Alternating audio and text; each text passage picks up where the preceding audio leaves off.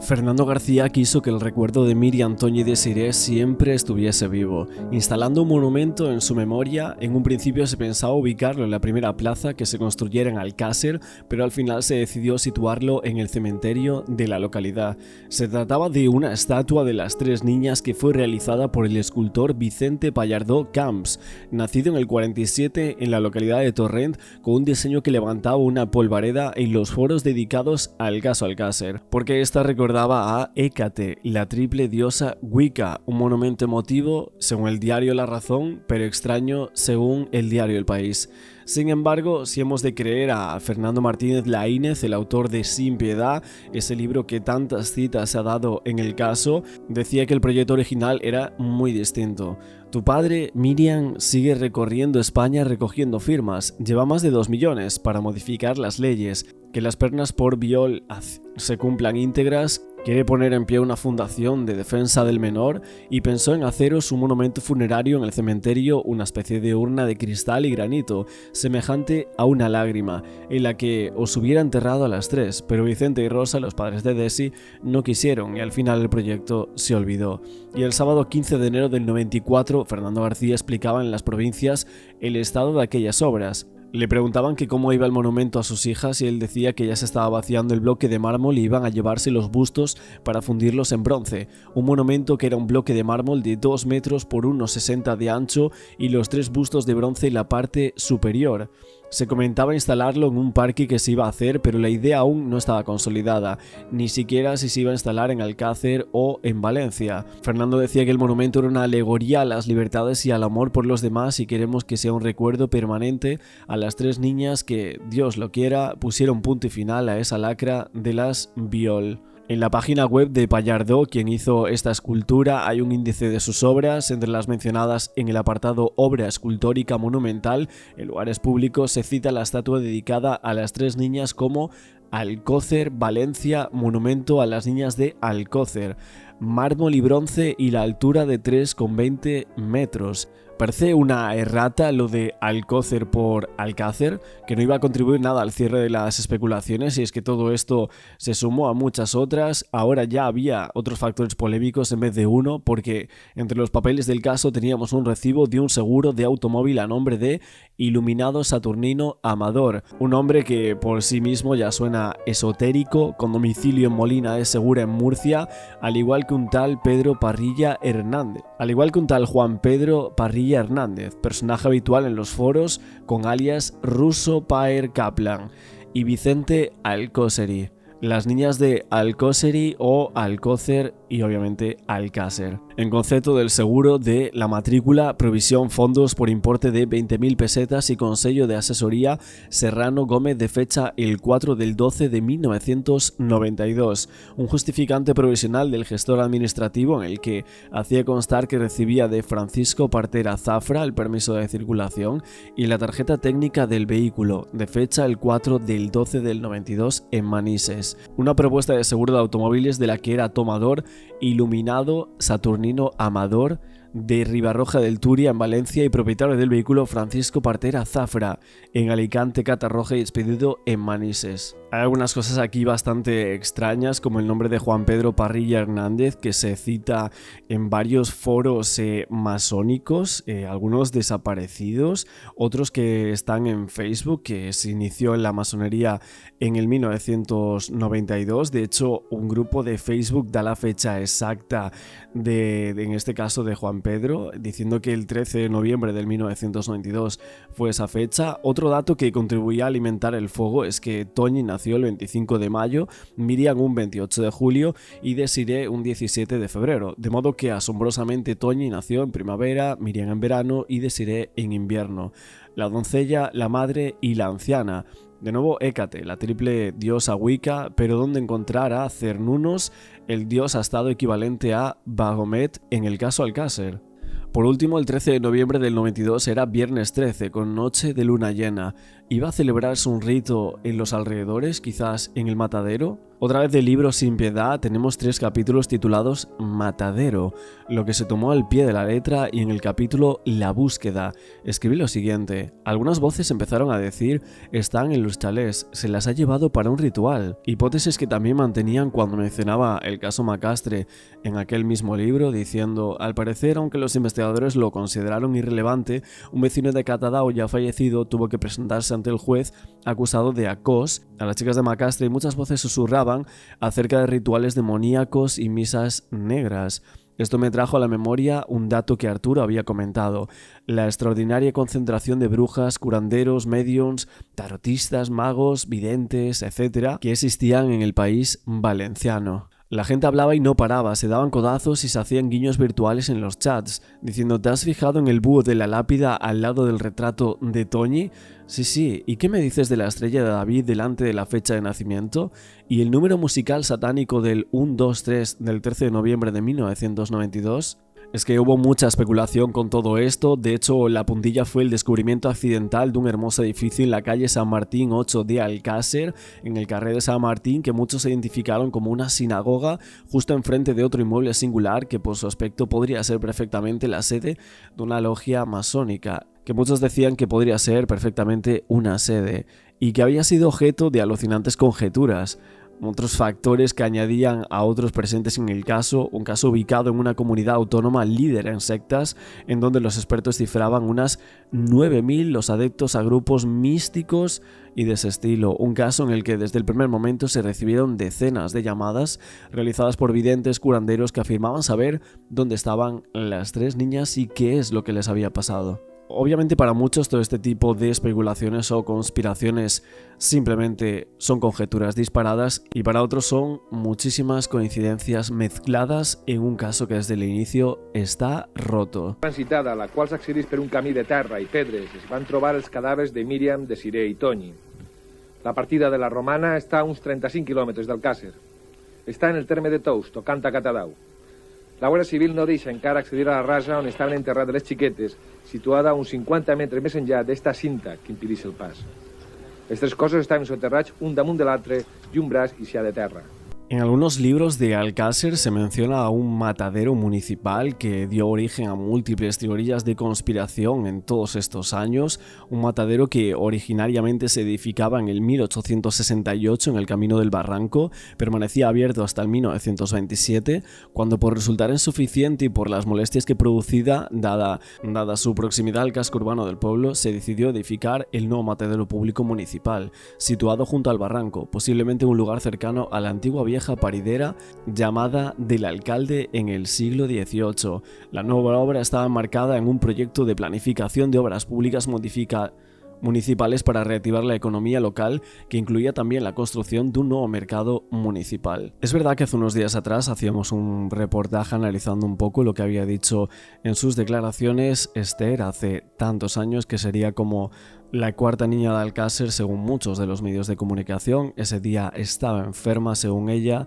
y finalmente no acude a color, como se dice según la oficialidad que iban a ir las niñas de Alcácer. Finalmente es cuando la recoge Miguel Ricard y Antonio Anglés según los papeles. Y es que hay que decir que la casa de Esther, donde está, hay una fábrica que supuestamente me parece que había mencionado Miguel Ricard en alguna de sus declaraciones, y luego más atrás estaría el antiguo matadero, una fotografía que se publicaba en algunos foros y que sinceramente me parece que tan solo desde donde está la casa de Esther hasta donde está ese antiguo matadero habría como unos 5 o 6 minutos andando. La verdad es que es bastante curioso, porque habría que refrescar la memoria respecto a distintas fuentes que surgían en cuanto a la posibilidad o rumor que había trascendido de que en ese matadero se utilizaba para hacer cosas raras. Hay que recordar que Juan Ignacio Blanco allí dijo que no ocurrió nada relativo al caso, pero que aquella tarde de la desaparición el matadero local fue parte del recorrido hecho por las niñas. Es verdad que Juan Ignacio Blanco en las distintas entrevistas que ha dado a lo largo de los años, por ejemplo en una del 2013 decía en Alcácer que sigue siendo un pueblo entre comillas maldito porque Alcácer es un pueblo extrañamente muy negro. A mí me recuerda como de esos pueblos de la zona más profunda de Estados Unidos donde paseas por la calle y todo el mundo abre los visillos y mira, nadie se te acerca, entras a un bar y todo el mundo se aparta, como si te ocurriera preguntar algo de Alcácer solamente con las miradas que te echaba la gente. Era común. Nadie ha hablado nunca, nadie ha hablado y nadie habla. Y todo el mundo sabe muchas cosas, pero está todo completamente cerrado en Alcácer. Alcácer es un auténtico muro de silencio. Y es que otra vez, en otra entrevista ese mismo año, decía: Alcácer es un pueblo tremendamente particular y extraño, pero eso ya lo tiene el pueblo de por sí. A mí me parece que fue el propio Juan Ignacio Blanco que en un momento dijo que las niñas no iban a Color, que las niñas iban al matadero y iban allí porque una persona las llevaba. Supuestamente se usaba el matadero en el sentido de que iban de camino a su muerte, o al menos así quiso salir del paso Juan Ignacio. Luego ya algunos de las personas que lo seguían lo usaban para las teorías, etc. Como no iban a Color, no fueron a Picassent. Si no fueron a Picassent, ¿a dónde fueron? Ellas van al matadero. Y van al matadero, entre comillas, porque evidentemente una de ellas las lleva al matadero, sin saberlo. Obviamente Esther era una niña de 14 años asustada y con miedo por sus amigas, enfrentada a platós de televisión con cámaras apuntándola y todos los que estaban allí mirándola, sabiendo lo que había pasado con esas crías. Y es que hubo muchísimo en contra de ella. Algunas personas critican a otros teóricos de Alcácer diciendo que son fans de Juan Ignacio Blanco, etc. y que creen que ella podría saber algo más, como así pudimos comprobar en los distintos vídeos anteriores. También hay que hablar de una testigo olvidada del caso Alcácer. Esta sería Sandra Leal Galán, una amiga de las niñas, especialmente de Toñi, que era como familia, según ella misma decía. Sandra contaba que Miriam tuvo problemas con el chico con el que salía, Leandro Martínez Toledo, pero se desconoce cómo quedaron. Leandro fue a declarar y dice que vio a las niñas a la tarde que desaparecieron, y de nuevo nos tenemos que preguntar por qué no consta la declaración de Leandro Martínez en el sumario. ¿Por qué no fue llamada al juicio como testigo? ¿Quién es la persona que mejor conocía cómo era realmente Miriam cuando no estaba en casa con sus padres? ¿Quién es siempre, no solo en estos hechos, sino siempre, el primer sospechoso en estos casos? ¿Cómo es posible que ni la Guardia Civil ni el juez instructor se preocuparan de conocer lo que tenía que aportar Leandro al caso? Y al chico que estaba empezando a conocer a Miriam, que se llamaba Salvador Hernández Fito, que no figura en el sumario, en la vista oral sí que declara, pero 4 líneas, literalmente, y nadie le preguntó nada más. ¿Y por qué se desestimó el testimonio de Sandra Leal Galán en el juicio? ¿Por qué no declararon Sara y Marisa, que estaban entre las mejores amigas de las niñas, aparte de Esther y Sandra? ¿Quién podía dar mejor información sobre las niñas que sus amigas o sus novios? ¿Por qué ninguno de los abogados solicitó que declarara Leandro en todo el juicio? Es cierto que la famosa llamada de Toñi a Radio Énfasis en 107.7 FM, en la que habla con Miguel Monforte, nombra a Isabel, a Miriam, a Desi, a Ana, etc.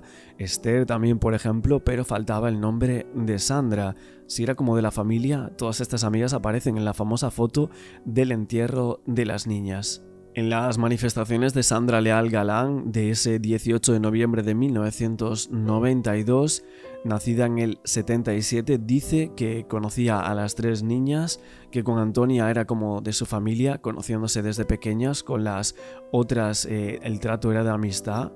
Dice que el último día las vio y dice a la llamada Antonia la vio el miércoles día 11 pasado. Preguntada para que diga el último día que las vio y dice que a la llamada Antonia la vio el miércoles día 11 pasado, a la llamada Miriam la vi el 09 o 10 en el autobús y a Desiree el sábado anterior en la discoteca Color junto con las otras. Preguntada para que dijese si acudían frecuentemente a la discoteca Color o si bien frecuentaban alguna otra discoteca, dice que solamente la de Color los sábados y los domingos. Preguntada también para que diga si tiene conocimiento de lo que le pasó a Miriam con aquel citado Leandro, dice que solamente sé que se enfadaron, se juntaron, se volvieron a enfadar, pero desconozco cómo quedaron. Preguntaba también para que dijese si tenía conocimiento de que alguna de ellas acostumbrase a pasar noches fuera de casa, y decía que en ocasiones Miriam se quedaba en casa de su prima en el mismo Alcácer y Antonia en su casa, y de la otra lo desconocía. Y preguntaba para que dijese si los amigos y amigas más cercanos a las tres jóvenes, Sara, Esther, Marisa o ella, si estaban bien con estas y se guardaban las distancias. Es que recordando alguno de estos testimonios de algunas testigos del caso Alcácer, obviamente nos falta también el testimonio desaparecido de Leandro Martínez, como ahora decíamos, y tampoco muchos le encuentran explicación a que no sabemos absolutamente nada de la figura del padre de Esther. Testimonios que deberían constar, pero que evidentemente faltan. Muchos expertos en el caso Alcácer dicen que cuando se empieza a leer el sumario se ven agujeros por todas partes. Miguel Ricart fue el único condenado por los crímenes de Alcácer. 1992. Miriam, Toñi y Desiree desaparecen. Eran niñas de entre 14 y 15 años. Sus cadáveres aparecen aquí, en este refugio de pastores, en un paraje cercano al pantano de Tous, Valencia. Fueron retenidas, violadas, torturadas y asesinadas. El principal sospechoso, Antonio Anglés, desapareció tras el crimen y nunca más se supo de él. Su cómplice, Miguel Ricart, fue juzgado y condenado. Soy inocente y que tengo la conciencia muy tranquila. Soy inocente y que tengo la conciencia muy tranquila. Era 1997 y la sentencia dictaba 170 años de prisión con el Código Penal de 1973. Habría cumplido su pena en mayo de 2011, pero se le aplicó la doctrina Parot para mantenerle en prisión hasta 2023. Durante el cumplimiento de su condena, Miguel Ricart no se ha sometido a ningún tratamiento relacionado con los delitos por los que fue sentenciado. Es un dolor, sobre todo para las familias, insuperable. El padre lo que vale es olvidar y no recordar. 20 años después de los asesinatos, Miguel Ricart sale de la cárcel. Tiene 44 años.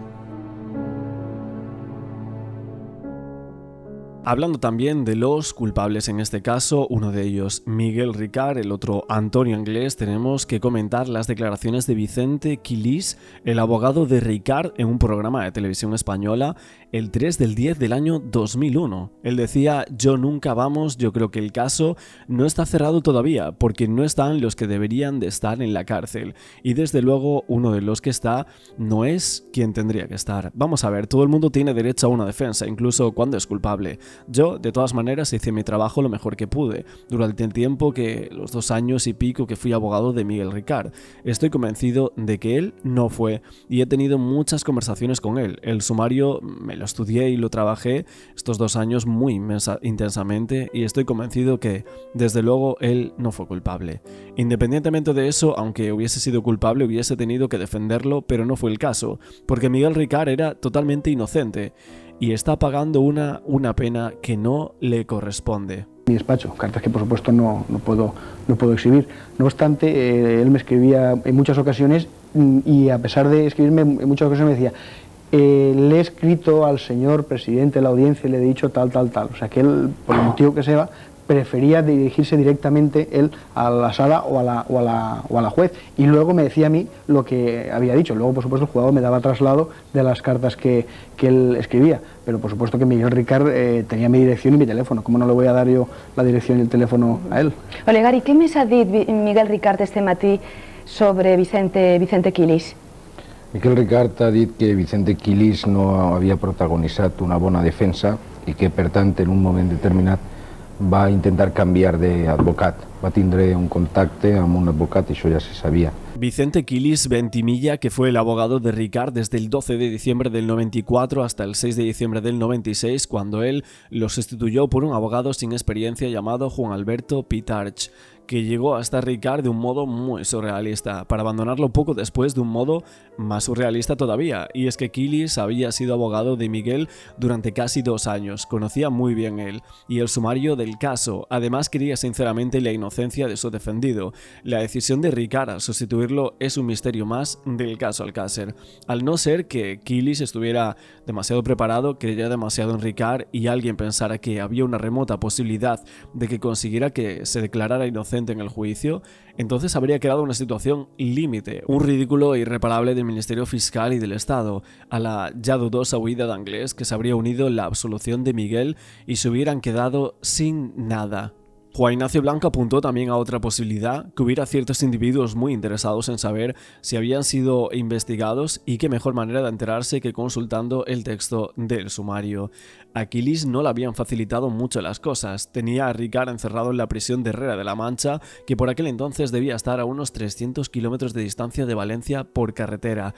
Si tenía que desplazarse a ver a Ricard, siendo abogado de oficio, la gestión le costaría 3 horas de ida y otras tantas de vuelta, sin contar con el tiempo empleado para aquella entrevista. El último abogado de Ricard fue uno de oficio, resultaría ser Manuel López Almansa, nombrado en enero del 97. Nada indicaba que López Almansa no hiciera todo lo posible por llevar a cabo con una buena defensa, pero evidentemente no tuvo el tiempo necesario para estudiar el caso hasta dominar el sumario como lo había hecho Vicente Quilís, que tuvo 2 años para estudiarlo y para entrevistarse con su defendido. En realidad, Ricard había designado como abogado tras la espantosa de Pitarch al letrado Juan Carlos Navarro Palencia, pero la sección segunda de la Audiencia de Valencia desestimaba la renuncia de Ricard a su abogado de oficio López Almansa, que fue el encargado de defenderlo durante todo el juicio.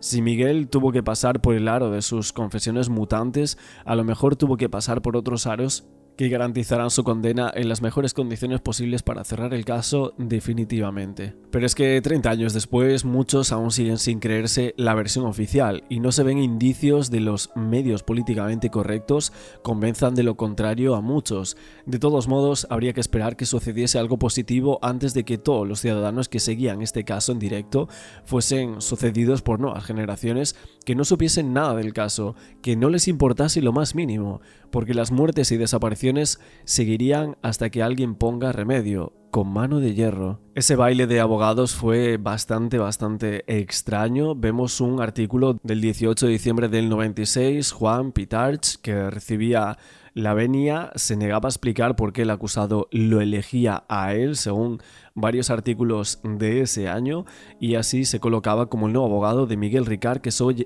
solo llevaba 20 días ejerciendo como él mismo. Lo que pasa es que más tarde, el 3 de enero de 1997, tras 15 días después de ser designado, el nuevo abogado de Ricard renunciaba a defenderle. Decía que había discrepancias con su cliente y acerca de la estrategia a seguir en aquel juicio. Lo raro un poco aquí de todo este baile de abogados y de lo que dice Miguel Ricard, de hecho hay algunos vídeos de la cuarta declaración de Miguel que se filtraban del Juiz de Alcácer en la quinta sesión, donde vemos ese programa emitido, me parece que había sido el quinto, del 16 de mayo de 1997, obviamente con la participación de Juan Ignacio Blanco y otras personas. Me parece que estaba Kelly Anglés incluso en esos programas tan míticos, y a muchas personas es cierto que les parecía muy extraña la maniobra que había llevado a cabo, ese interés de conocer el sumario por un grupo de personas, por conocer el contenido de los hechos del caso Alcácer. Y es que quizás hay que decir que el punto Miguel Ricard debe ser una de las cosas más polémicas de todo el caso Alcácer, debe ser una de las que más, porque realmente él sí fue condenado a muchísimos años de cárcel. Es que hay muchas versiones del caso Alcácer, hay algunos investigadores particulares que creen que fue Miguel Ricard y Antonio Anglés, hay otras personas que creen que fueron Miguel Ricard, Antonio Anglés y alguno de los hermanos de Antonio Anglés, presuntamente, y hay otras personas que simplemente piensan que fueron los conseguidores Ricard y Anglés. Y obviamente ya hay otras muchas personas que creen que ni Ricard ni Anglés existen en absolutamente ninguna ecuación de este estilo, que simplemente eran peones de un ajedrez o de un puzzle de piezas demasiado grande. Desde luego, el Antonio a primeros o a mediados del 93 ya lo mataron, así es que no. ¿Qué ha dicho usted? Que a mediados, o a primeros, o a mediados, o a finales, Antonio ya lo mataron. Si es que lo mataron. Si es que eso yo lo tengo muy claro. Y esa idea a mí no me la quita nadie. Y por mucho que digan, no me la va a quitar nadie. Y solo Dios sabe dónde puede estar el cadáver. Solo Dios y los que lo mataron. Cuando fueron a la prisión de Castellón, ya se me dijo que al Antonio no le iban a dar el alto. No se sabe, lo que se sabe es que una semana después, en compañía de Juan Pitarch, el que luego sería su abogado, se presentan en Herrera de la Mancha, le hacen firmar 10 hojas en blanco a Miguel Ricard. Yo me imagino que de buena fe, porque lo hacen muchos abogados, al objeto de no estar yendo y viniendo para que firme todos los escritos. Consiguen acceder al sumario y 2 semanas después Miguel Ricard se entera de que hay un escrito firmado por él en el que renuncia a ese nuevo abogado que ha cogido, que es Juan Pitarch, y se encuentra nuevamente en la calle. Anem a veure i a escoltar què és el que diu exactament Miguel Ricard de Cristóbal Fernández. Esos cambios de abogados a los que se ha referido, ¿los hizo usted para atrasar el juicio? No, en absoluto. En absoluto. ¿Puede usted explicar, en la medida en que tenga, vamos, las razones de esos cambios o por qué se produjeron? Sí, esos cambios en cuanto a designación. El día, en la semana de la Constitución Española, me vino un abogado que decía que se llamaba Cristóbal. Y me dijo que el señor Vicente Quilis pues no me estaba defendiendo. Hace hoy justo un año había salido la noticia de que detenían a Miguel Ricard, uno de los... Fue un 5 de septiembre de 1997 cuando la sección segunda de la Audiencia Provincial de Valencia dictó sentencia por la causa instruida con el número sumario 1/93 de Alcira sobre el crimen de las niñas Miriam García Iborra, María Deseada Fernández Folch y Antonia Gómez Rodríguez, vecinas del valenciano pueblo de Alcácer. Se encausaba a Miguel Ricard Tárrega por diferentes delitos. El tribunal absolvía a Ricard de diferentes delitos, pero también lo condenaba por otros muy graves. Todos los delitos de crimen y también de viol, todo esto, según la sentencia, en compañía de otro varón identificado y que no se encuentra a disposición del tribunal y posiblemente de alguna persona más.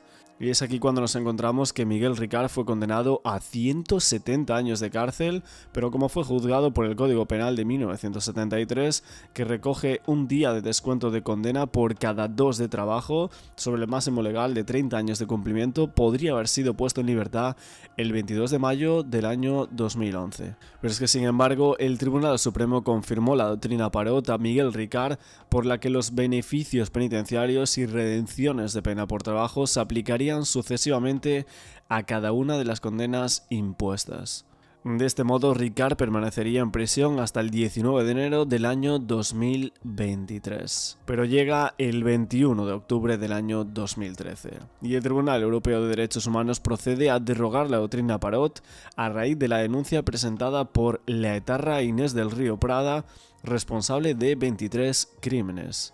El gobierno en un principio señaló que la sentencia se refería solo a ese caso, pero en la práctica se apresuró a poner en libertad a todos los afectados por la decisión 54 de ETA, 7 del Grapo, 1 del GAL y 4 presos comunes. Uno de ellos sería Miguel Ricard Tárrega, que salía de la cárcel de Herrera de la Mancha en la tarde del 29 de noviembre del año 2013. De Ricard sabemos también que ingresó en prisión el 19 de agosto del año 1992, siendo puesto en libertad el 20 de agosto del 92 por utilización ilegítima de vehículo a motor.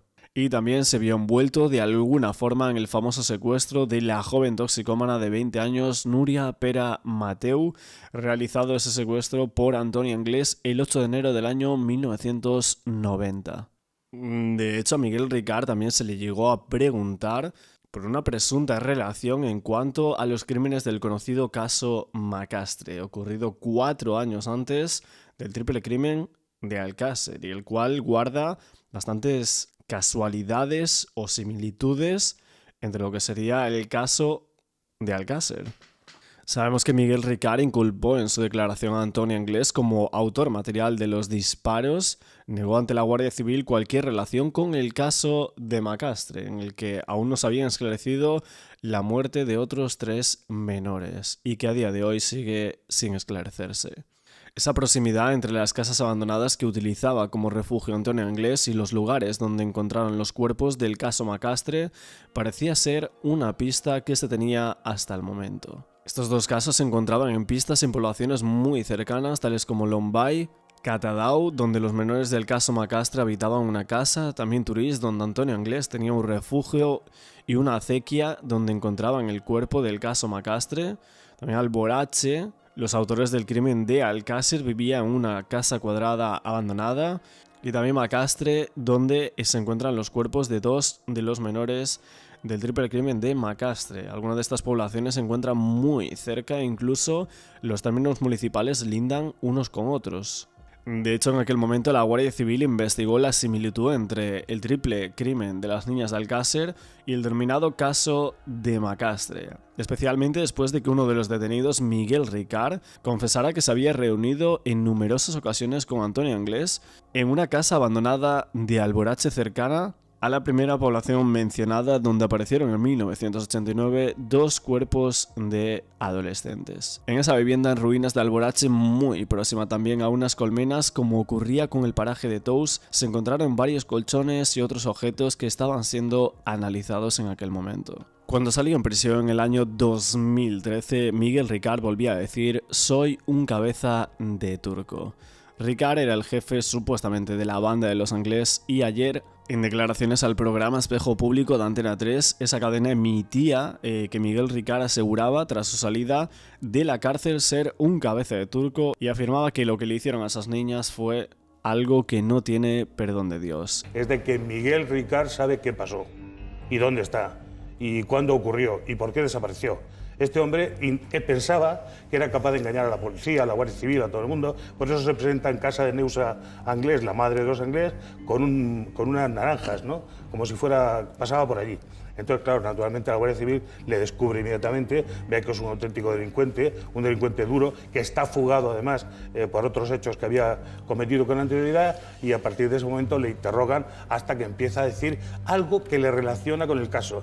Y finalmente acaba siendo la única persona implicada. Pero nunca ha ayudado a la justicia, nunca ha dado ninguna pista para que la justicia fuera a explicar lo que es caso Alcácer. Si no lo reconoció, no va a decir por qué lo hizo, ¿no? ¿Por qué lo hicieron o quiénes lo hicieron? Claro, él dijo entonces que era porque tenía miedo a Antonio Anglés.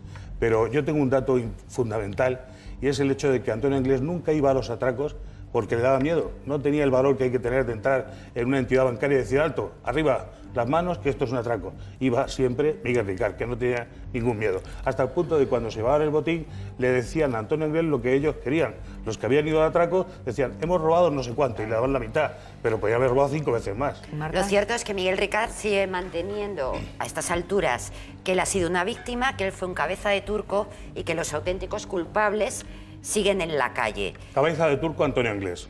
Vale. Ricard se lo dice a sí mismo. Intervendría en esos crímenes horrendos. No tenemos ninguna prueba, ya digo. Pero si no lo hicieron solos. No lo hicieron solos. Una persona no lo hace solo. No lo hicieron solos. Según su teoría, 3 o más. Pero yo lo que digo es que el que manda en esa banda es Miguel Ricard. Vale, perdona Marta que te he interrumpido. Nada, al contrario de lo que Miguel Ricard siempre ha mantenido y mantiene.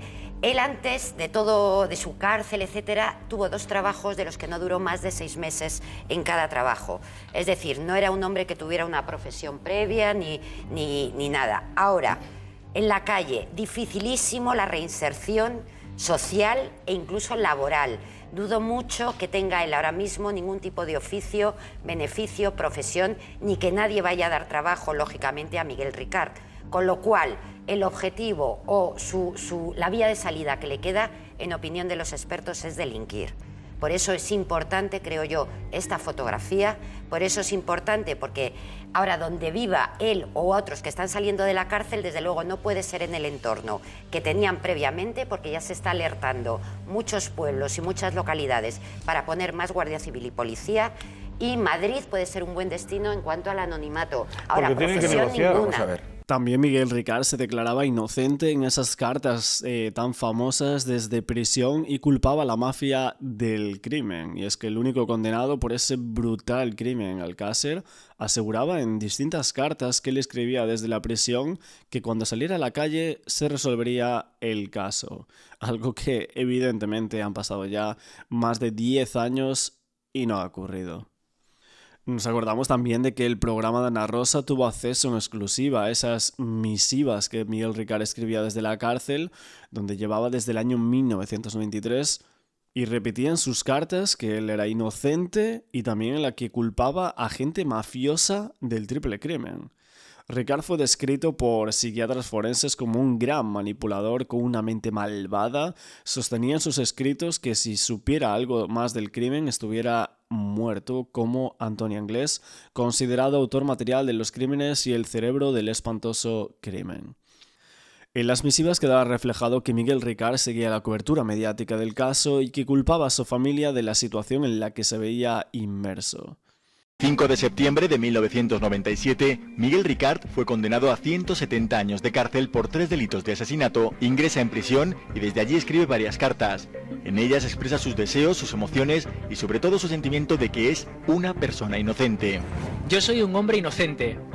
Creo que Dios ha querido darme una lección para alejarme de las malas compañías, pero estoy seguro de que el Tribunal Supremo me absolverá. Confía tanto en su inocencia que no pierde la esperanza de que algún día ésta se demuestre de alguna forma. En cuanto salga en algún medio de comunicación me enchufaré al detector de mentiras y luego me inyectaré el pentotal. Yo espero que me absuelvan. No se puede condenar a un hombre sin pruebas. Además, yo he demostrado que no tengo nada que ver. Quiere que la gente sepa que no es un asesino y en su mente intenta razonar la situación en la que se encuentra. Aún demostrando una persona su inocencia sigue siendo culpable porque un tribunal se justifique con esa persona condenándola a tenor o a sabiendas de que no hay ninguna prueba contra esa persona, en este caso yo. Habla de Antonio Anglès, aunque no le acusa de ser el culpable total del crimen. Menciona a gente mafiosa con mucho poder que serían los asesinos reales de Miriam, Toñi y Desiree. Referente a lo de la gente mafiosa, los mafiosos, como tú dices, saben que yo no sé nada del asunto. Además, si yo supiese algo, estaría muerto como Antonio. Por eso lo han matado, para que no hable.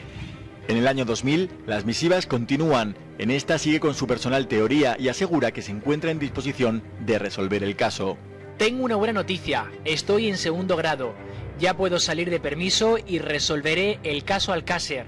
Detendré a los criminales que mataron y torturaron a las niñas de Alcácer. La gente, la sociedad sabe que soy inocente y que soy una cabeza de turco. La sociedad sabe que puedo resolver el caso. Una cabeza de turco, así se define Miguel Ricard. Ni siquiera los 16 años que lleva en prisión le han hecho cambiar su versión de la historia. Miguel Ricard, el rubio, se desahoga en estas cartas, hasta hoy inéditas. Encierran no solo lo que realmente pensaba sobre el crimen, también habla sin escrúpulos de los padres de las niñas. Los padres de las chicas son escoria. Deja a la justicia divina la resolución del caso, pide a Dios que se sepa la verdad, ya que desde su ingreso en prisión no solo la sociedad le ha dado de lado, también su propia familia. Respecto a mi hermana, pues la verdad es que aquí no ha venido para nada, ni me ayuda de ninguna de las maneras. Bueno, ella sabrá lo que hace, pero que no diga nunca que me ha ayudado en algo. Aunque no vea a mi hija, la quiero muchísimo. Además me metieron en prisión por la amenaza y eso lo declaré en el juicio. Pero por las palizas, no. Miguel se siente solo en prisión. Desde la cárcel lee y ve todo. En esas cartas de Miguel Ricard enviadas, por ejemplo, la carta número 4, el 7 de octubre de 1997, a un amigo de este decía lo siguiente. Hola Antonio, espero que cuando recibáis esta carta estéis todos bien. Hoy estoy un poco mejor de ánimo, precisamente ayer, día 6 del 10 de 1997, me cambiaron de módulo, estaba en el módulo número 3, ahora estoy en el 8 y la verdad que estoy mejor. En el módulo de ingresos sí estoy trabajando, eso es bueno, pero no se lo digas a nadie, así podré salir mucho antes si Dios quiere. Y bueno, hablando de otra cosa, puedes estar tranquilo respecto a esos pelos. Yo tengo la conciencia tranquila, así que es que tranquilo, cuando vean que esos pelos ninguno corresponde, podrás tapar la boca a esos que sospechan que ahí están mis pelos. No tengo absolutamente nada que ver, así es que yo voy muy tranquilo en ese sentido. He hablado con el señor director y le he dicho que podías venir para comunicar por el locutorio y me ha dicho que sí, que no hay ningún problema. Bueno, cuidaros mucho todos, un abrazo para toda la familia. Bueno, te apunto eso aparte, ¿vale? Firma Miguel. La carta número 11, hay algo interesante por aquí en ella. El 27 de abril de 1998 se envía esta carta. Hola Antonio, espero que cuando recibas esta carta estés bien de salud, tú y toda tu familia. Yo la verdad es que estoy regular después de haber leído tu carta, pero procuro mantenerme sereno. La verdad es que no he cenado tras haber leído tu carta, me siento muy mal. Es increíble cómo los medios de comunicación manipulan la mente humana y todo lo hacen por morbo y venta de prensa o revistas.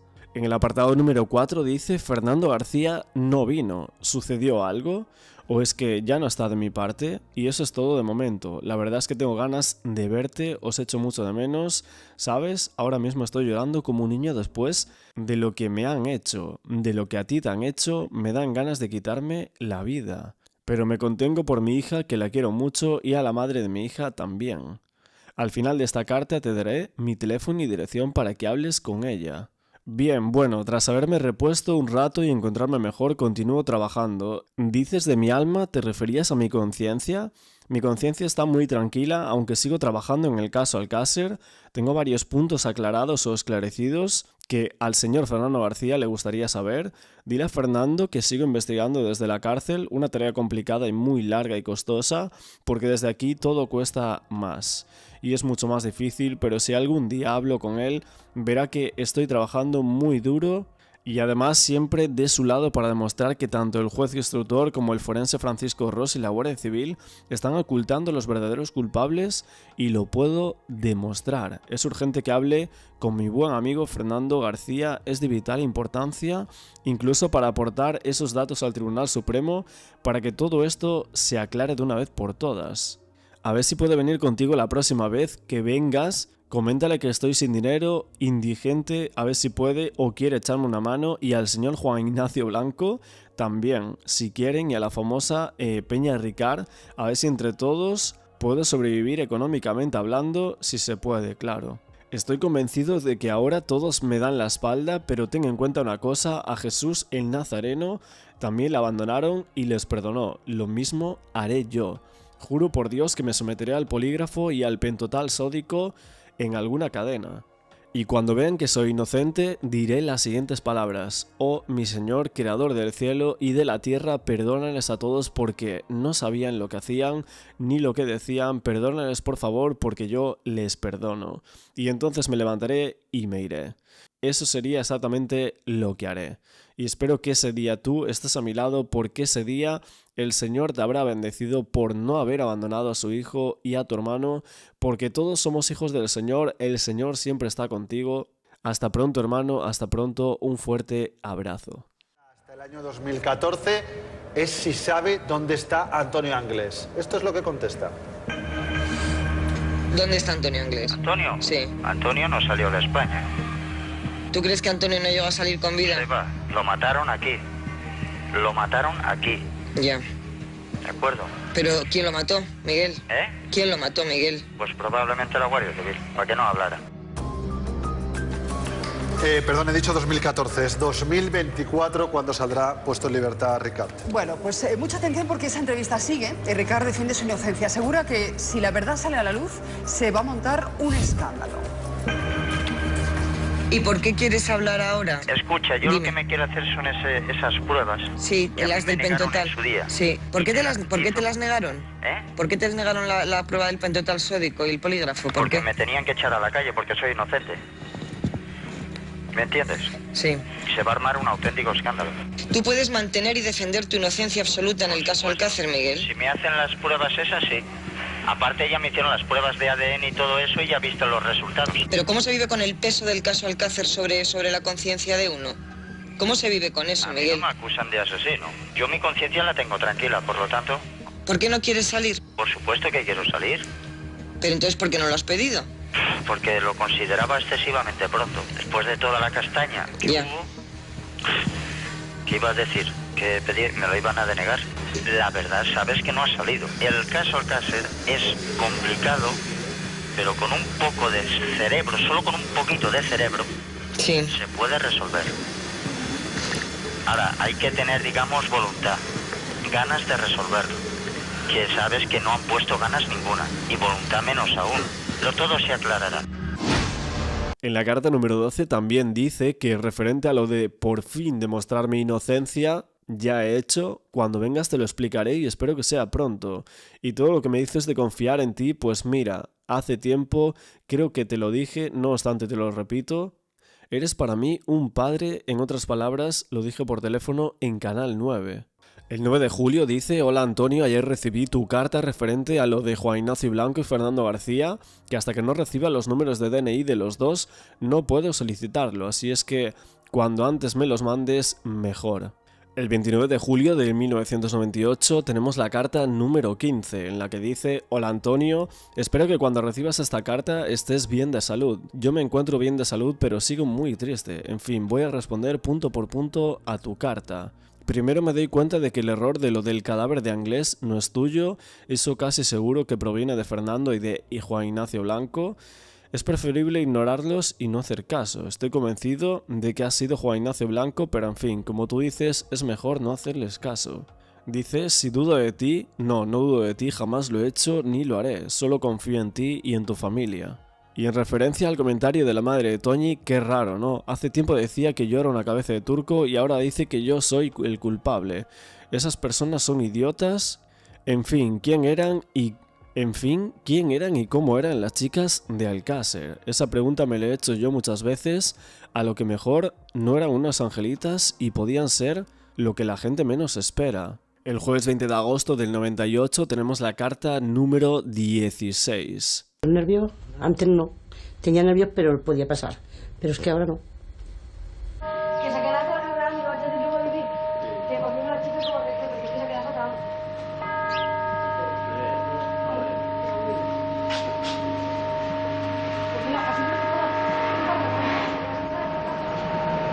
El pueblo de Alcácer ha recuperado su pulso normal tras la conmoción que supuso el asesinato de Toñi, Miriam y Desiré.